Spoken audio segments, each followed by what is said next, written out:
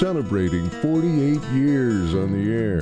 Award-winning Farm Week is a production of Mississippi State University Extension.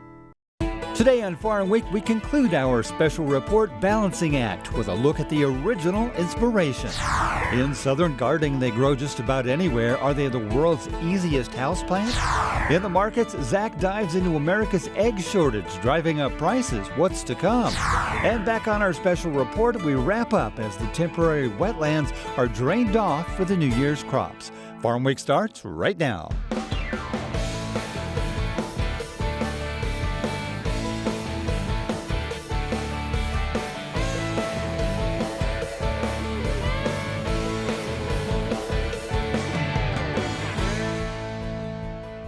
Hello everyone, I'm Zach Ashmore. And I'm Mike Russell. Thank you once again for joining us here on Farm Week.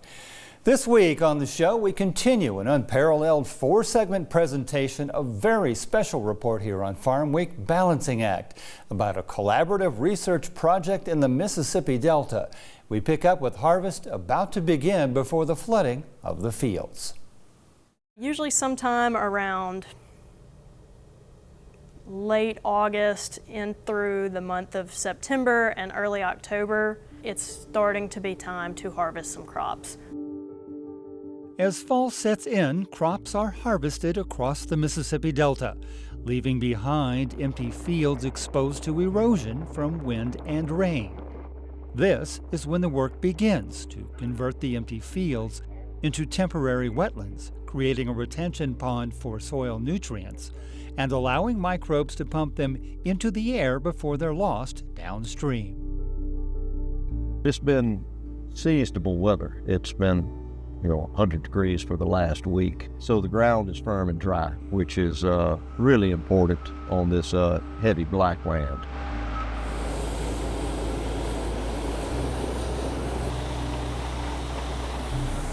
When these farmers are harvesting in the fall, their main goal is to get their crops, right? This is their livelihood. They want to harvest, they want to have high yields.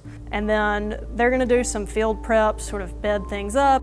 But then once that is done, it is time for them to pump the water onto the field.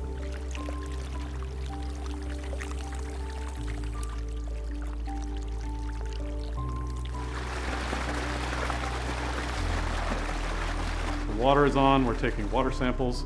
When it rains, Jason Taylor's team and Matt Moore's teams are taking runoff samples from a lot of the fields. You put boards in the culverts and stop the water up, but you'll get a rain and you'll have a little water flow over, and they water sample and tell you how much soil you're losing. It's really amazing. Just a little bit of flood, just a board or two to slow that runoff keeps a lot of your soil in your field and therefore out of the river and out of the Gulf.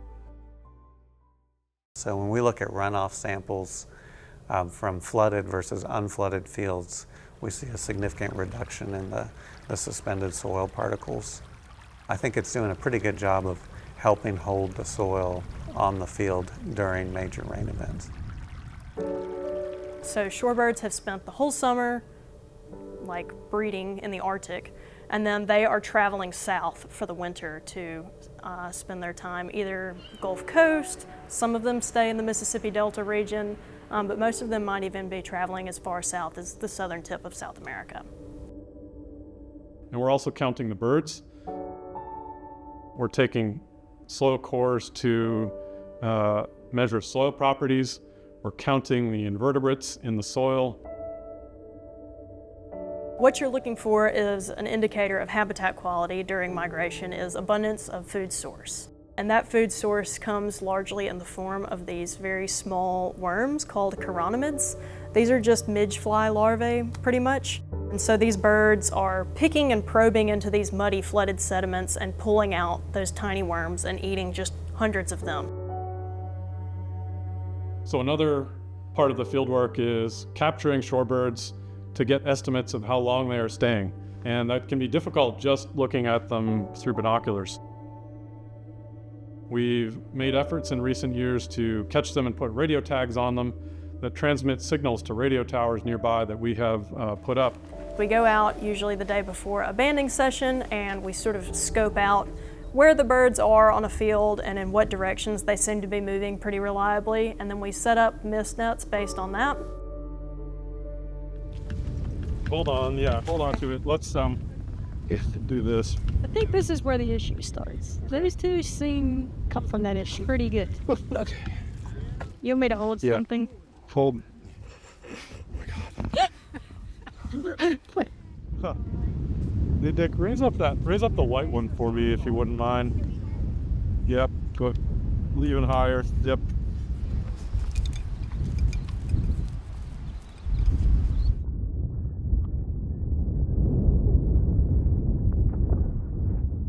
Really, the exciting part is going out then before dawn. We usually try to get there back out to these agricultural fields at least a couple hours before the sun rises so that we can get out there and set everything up before the shorebirds know that we're there. This means tromping around in these wet, muddy, flooded agricultural fields in the middle of the night.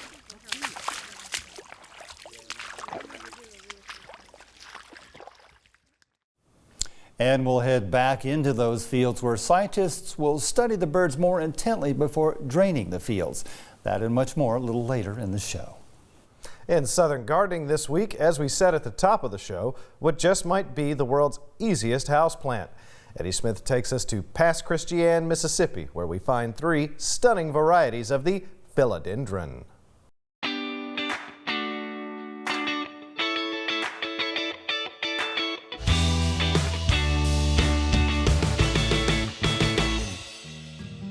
Today, Southern Gardening is visiting Pine Hill Nursery in Pass Christian, Mississippi.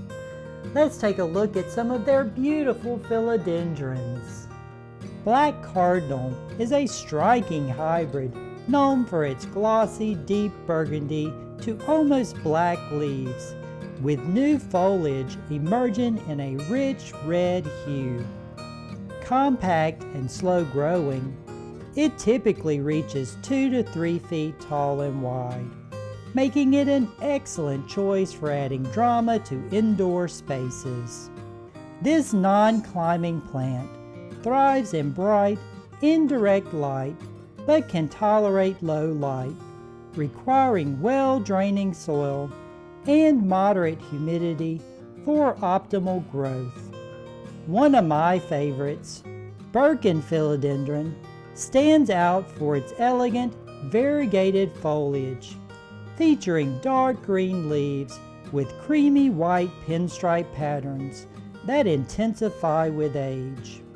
Growing up to 3 feet tall indoors, its bushy habit makes it a stunning addition to any plant collection. Birkin prefers bright, indirect light to enhance its variegation, adapts to moderate humidity, and benefits from a well-aerated draining potting mix. Lastly, the Xanadu philodendron boasts deeply lobed, glossy green leaves, giving it a tropical, sculptural appearance. Reaching 2 to 4 feet tall and 3 to 5 feet wide, this self-heading plant is perfect for creating lush indoor displays or enhancing outdoor landscapes in warmer climates. It thrives in bright, indirect light, enjoys consistent moisture and humidity, and prefers rich, well-draining soil. Each of these philodendrons offers unique beauty and easy care, making them popular choices for gardeners. I'm Eddie Smith, and I look forward to seeing you next time on Southern Gardening. We'll take a break right here, but don't go away. Coming up on our Farm Week feature, the conclusion of Balancing Act. The team heads back into the fields, their next mission to band and study the birds who've stopped there on their journey to the south. When they're done, the fields will be drained and farmers will once again be hard at work getting ready to plant the New Year's crops. The ultimate collaboration. The conclusion of our special report, Balancing Act, coming up on Farm Week don't go away.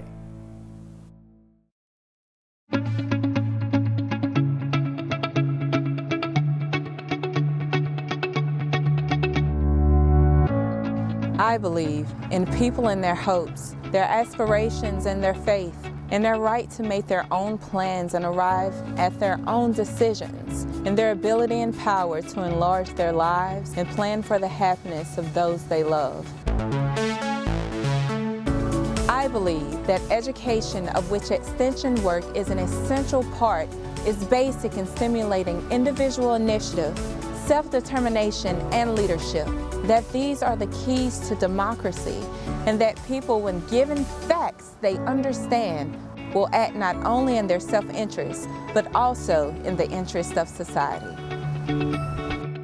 Because I believe these things, I am an extension professional.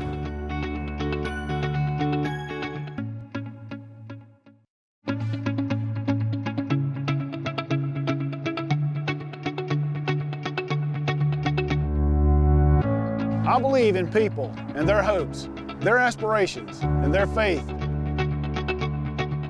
I believe in intellectual freedom to search for and present the truth without bias and with courteous tolerance toward the views of others. I believe that education is a lifelong process, and the greatest university is the home. That my success as a teacher is proportional to those qualities of mind and spirit that give me welcome entrance to the homes of the families I serve.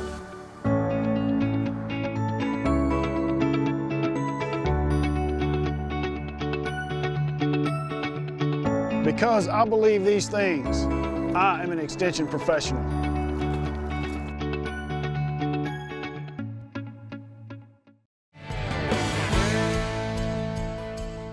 Time for the market report, a deep dive into poultry this week. That's right. Recent USDA reports giving us an idea of why egg prices are so high. We'll get into it, but first, the numbers. What were the week's biggest gains and losses? And then MSU ag economist Dr. Josh Maples gives us his thoughts on bird flu, egg prices, and what we can expect from the industry. So, markets closed the week once again on the upswing, both row crops and livestock split. Let's take a look. The week's biggest gain, lumber in a turnaround, up $26.50 and over 4.5% increase from the previous week. The week's biggest loss, cotton, down nearly 2 cents, more than a 2.5% decrease from the previous week. So, recently the USDA released its monthly chickens and eggs report, gave us some insight into the industry and HPAI, or bird flu. I spoke with Extension livestock economist Dr. Josh Maples to get his take on things, starting with, is HPAI responsible for the egg shortage we're seeing? Yes, it does, Zach. I mean, it's a big ongoing discussion right now about what's going on in the egg industry. We see the really high prices at the grocery store. We know about HPAI issues that are occurring now and potentially could happen more in the future. That's the big question mark overhanging this industry right now.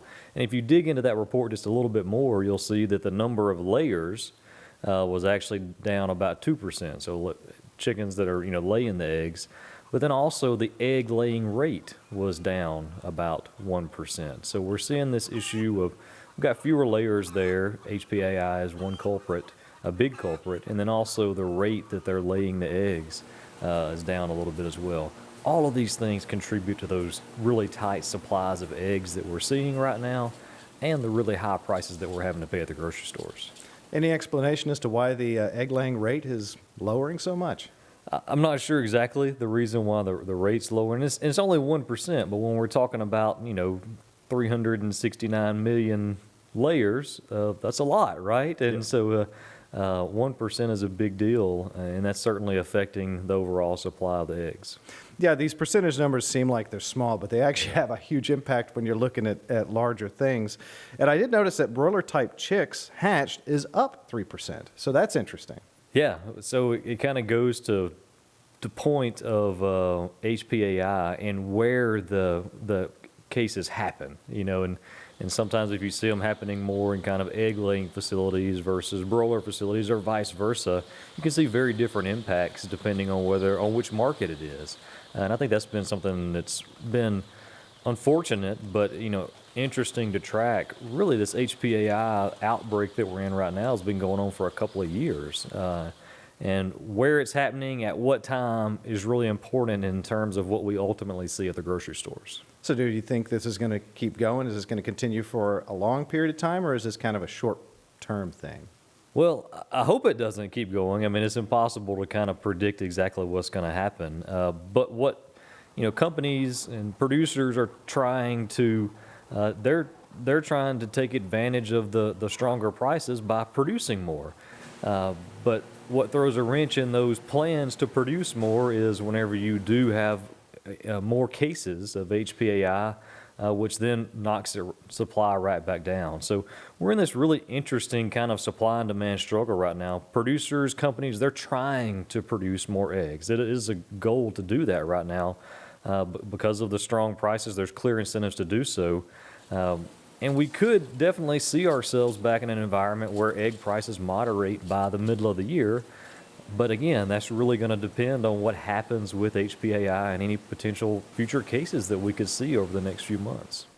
And that's it for a deeper look into the markets. Seems bird flu will continue to cause egg shortages for the foreseeable future, but the industry could catch back up soon. Mike? Thanks, Zach. Back now to our special report, Balancing Act. We conclude this important story as scientists work to gather and understand the data in these temporary wetlands. The birds, after all, were the inspiration for the project in the first place. At first light, the project team heads back to the field to begin its assessment, understanding the extent to which these wetlands provide both food and shelter for multiple bird species. The team's goal is to safely capture the birds, tag them to estimate the length of their stopover at the site, and return them back to the field to resume their journey to the south.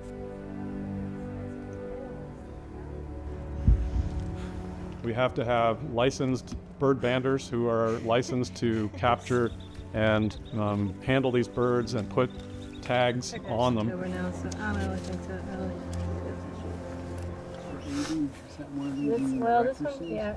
So what we do is one of the ways you can age them is by looking at their feathers on the wing. So like that group of feathers right there are called the median coverts, and see how they've got like sort of creamy edges to them. Yeah. Real buffy. If this was an adult, it wouldn't have those at all. It would appear all one uniform color instead of sort of that scalloped. So this is a young bird. That means it was born this past year, somewhere up around the Arctic Circle. Oh, wow. Give it a second. We're doing it because we care about these birds and we really want to understand their biology and how long they're staying. I am the wizard. Really, though, it's not just about the birds. In fact, the inspiration for this project was to find out what are all the other consequences of these temporary wetlands, these crop field floods. Wetlands are key to our survival here in the Delta. One way to put it is we could be like the Motel 6 for birds. We leave the light on for them when we do these early floods. For all its benefits, flooding these fields comes at a cost. Running the pumps requires electricity or fuel, the cost of which is assessed to the farmer. To achieve buy-in across the Delta, Dr. Hoeksema and the team must clearly articulate the benefits for both the land and the wildlife that depend on it during the winter season. The fall and winter flooding and providing habitats for the birds, that's just kind of fun to do, and it is a little bit of work, but it's worth the effort. This project is trying to quantify a lot of that, trying to quantify the pros and cons, the costs and benefits of engaging in this particular practice, so that we can really be clear with farmers about how and why they should consider trying this. What may look like a dead field to you and me is anything but. Under the surface, millions of tiny organisms provide a meal to migratory birds, and bird droppings help fertilize the fields for the next growing season. Dr. Hoeksema and his team are researching the ways in which the fields and the birds benefit from this arrangement.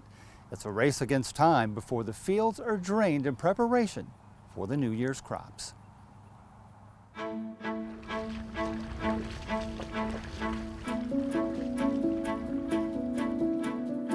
We constructed these exclosure plots, and these exclosure plots are to keep the birds out. So we can take the field setting, what's happening in real life, without the bird influence, and keep them out. And then we have an adjacent plot that we've marked off, allowing the birds to enter and basically do whatever they're going to do naturally. Whether they're going to enter the plots and stir up the soils just by moving around, digging we're calling them macropores, when they dig in and eat the chironomids, which are the little bugs that we're studying. Collecting the sediment core, bringing it back here,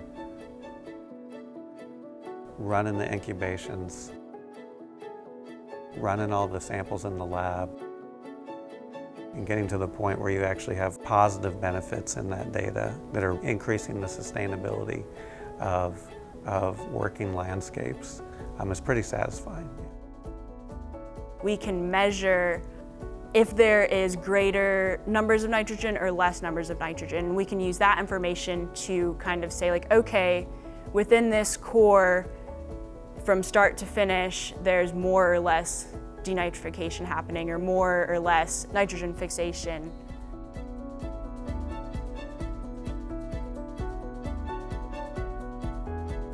We start to collect our final samples, and then the farmers pull the boards on those water control structures and drain off those fields.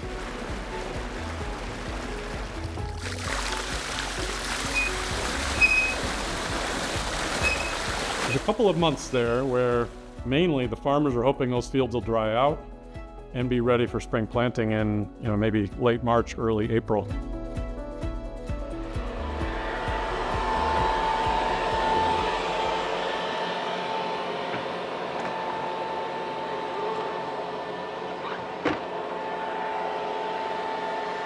As soon as it dries up here in March is a good planting window for us, and then we'll be growing the crops during the year. Our farm that's involved in this project is on the Sunflower River, and we do have river pumps that we can pump surface water directly from the river over to irrigate our crops there. So we're on that corn-soybean rotation. With the land dried from the winter flooding, it's time to plant this year's crop, ensuring the soil conditions are optimal for seeding. Here, let's check these real quick. Yeah, check out. I'll check this.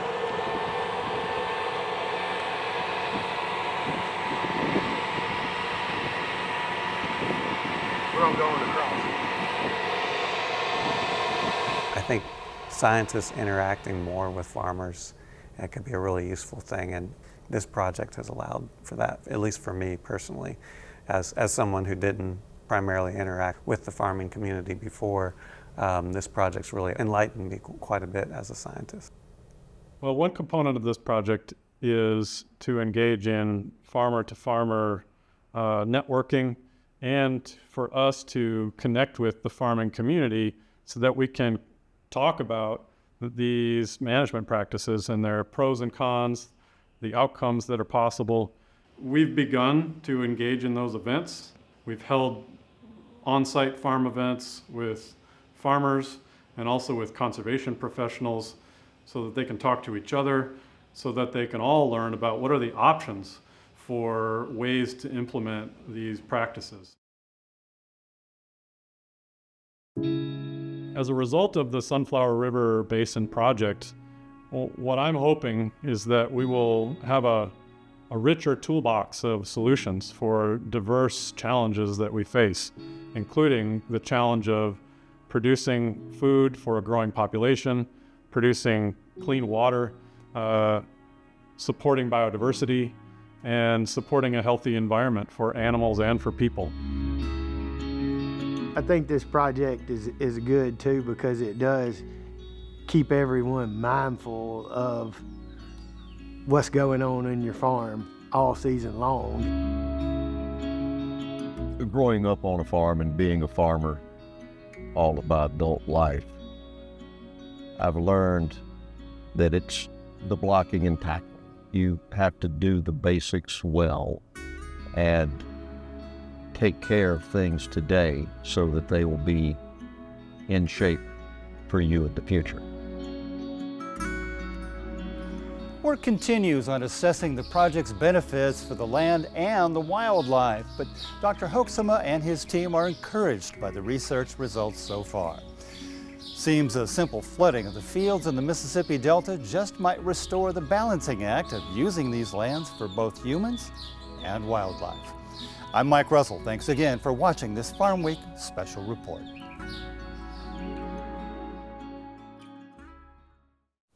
It may be a while before researchers have a complete grasp of the outcome of this project. In the meantime, the implications are intriguing. Well, next week, another encore story about what many in Mississippi call a natural beauty. It's the Crosby Arboretum in Picayune, a living memorial showcasing ecosystems across the landscape, an art form all by itself. Come with us to Picayune. It's a trip you won't soon forget. Yet another example of just how extension matters. The Crosby Arboretum next time on Farm Week. Remember, if you missed a story, look for past episodes of Farm Week on our website at farmweek.tv.